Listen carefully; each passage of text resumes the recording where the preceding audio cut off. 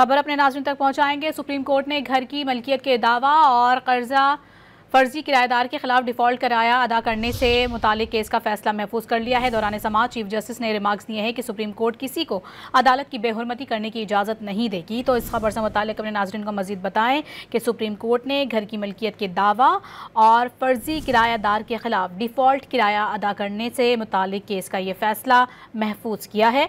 दौरान समाज chief justice ने रिमार्क्स दिए हैं कि सुप्रीम कोर्ट किसी को अदालत की बेहुरमती करने की इजाज़त हरगिज़ नहीं देगी। दरख्वास्त गुजार कौन है, क्या वो अदालत आई हैं, चीफ जस्टिस की जानिब से मुकालमा किया गया।